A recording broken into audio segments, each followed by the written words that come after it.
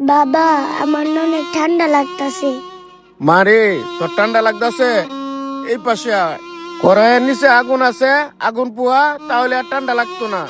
না না বাবা, আমি আগুন পোয়াবো না, আমার অনেক বেশি ঠান্ডা লাগতাছে। আমি বাসায় যাব। মারে তুই যদি বাসায় যাস তাহলে আমি বেচা কিনা করবো কিভাবে? মারে তুই তো জানিস আমার একটা হাত নাই। তুই যদি বাসায় যাস তাহলে আমি বেচা কিনা করবো কিভাবে? বাবা, তাহলে তুমি আমাকে সোয়েটার কিনে দাও না কেন? মারে যে শীত পড়ছে, মানুষ তখন বাসার থেকে বেরিয়ে হয় না, এই জন্য তো বেচা কিনাও হচ্ছে না। মারে ওয়ানজা বেচা কিনা হয়, এটাতে তো দুই বেলা দুই মুঠ খাইতেই পারি না। বেচা কিনা ঠিক মতো না হোক, তখন আমি তোরে সোয়েটার কিনে দিব মনে।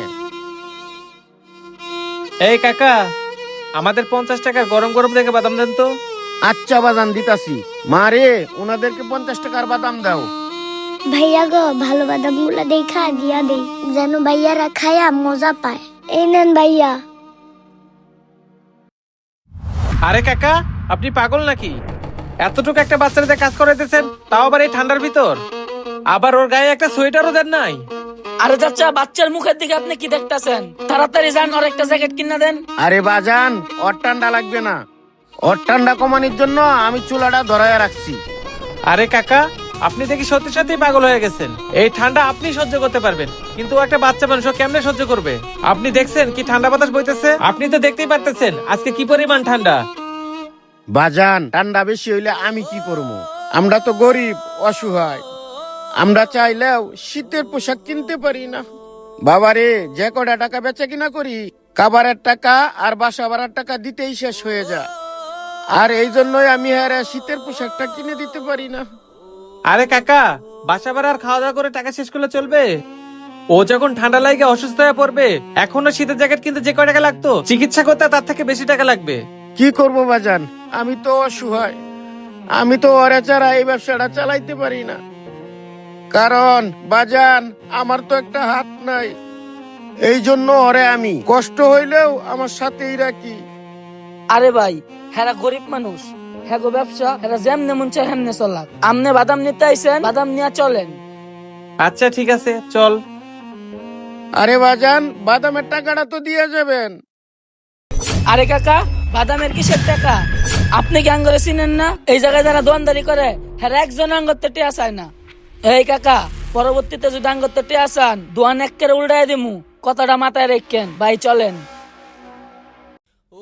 হাই রে মানুষ, অসহায় মানুষ দেখলেই আরো বেশি টকানির চেষ্টা করে। বাবা, তুমি কান্না করো না, আমার শীতের পোশাক লাগবো না। এই কাকা, মা রে, দেখ না কি চায়, ওনাদের একটু বেশি করিয়ে দিস। আচ্ছা ঠিক আছে বাবা। ভাইয়ারা আমাদের কাছ থেকে বাদাম নেয়, কিন্তু টাকা দেয় না। ভাইয়ারা না অনেক পচা। ভাইয়া নেন। আপু, আমরা বাদাম নিতে আসি নাই, তুমি এদিকে আসো। এই অঙ্কন, তুই একটু ব্যাগটা ধর, আমি ওরে শীতের পোশাকটা পরাইয়া দেই। মেয়েটা ঠান্ডায় অনেক কষ্ট করতেছে, ওরে তাড়াতাড়ি করে জ্যাকেটটা পরাইয়া দেই। এবার মনে হচ্ছে মেয়েটা ঠান্ডা থেকে একটু রক্ষা পাবে। এখন তাড়াতাড়ি করে জিপারটা লাগা দেই, তাহলে এই ঠান্ডা বাতাস ওর গায়ে আর লাগবে না। এবার ওরে টুপিটা পরাইয়া দেই, তাহলে কানে আর ঠান্ডা লাগবে না। আপু, এখন তোমার শীত কম লাগতেছে না? হ ভাইয়া, আমার শীত কমছে। আচ্ছা ভাইয়া, এগুলা কি আমার লাগে আনছেন? আরে আমি তো ভাবছিলাম লোকগুলা মনে হয় অনেক খারাপ, এই লোকগুলো কিনা আমার মায়ের কষ্ট দেখিয়া শীতের পোশাক কিনে লই আইছে। হ্যাঁ আপু, এগুলো তোমার জন্য নিয়ে আসছি। এখন যাও, তুমি গিয়ে আরামে ঠিক ব্যবসা আছে করো। ভাইয়া। আর কাকা, এই নেন, আপনি এই টাকাগুলো রাখেন। বাজান, আমি ভাবছিলাম তোমরা মনে হয় মানুষের টাকা মারিয়া খাও, আর তোমরা কিনা আমার মায়েরা একটা শীতের পোশাক দিলা, আবার আমারে এতগুলা টাকাতে সাহায্যও করলা। আমি আল্লাহর কাছে দোয়া করি, আল্লাহ যেন তোমরা ভালো রাখে। আচ্ছা ঠিক আছে কাকা, আমরা তাহলে এখন আসি। আচ্ছা বাজান, ঠিক আছে। আমাদের সামান্য একটু সহযোগিতায় এরকম হাজারো মানুষের মুখে হাসি ফোটানো সম্ভব। আমাদের ভিডিওটি ভালো লাগলে বেশি বেশি লাইক, কমেন্ট এবং শেয়ার করে সবাইকে দেখার সুযোগ করে দিবেন। ধন্যবাদ।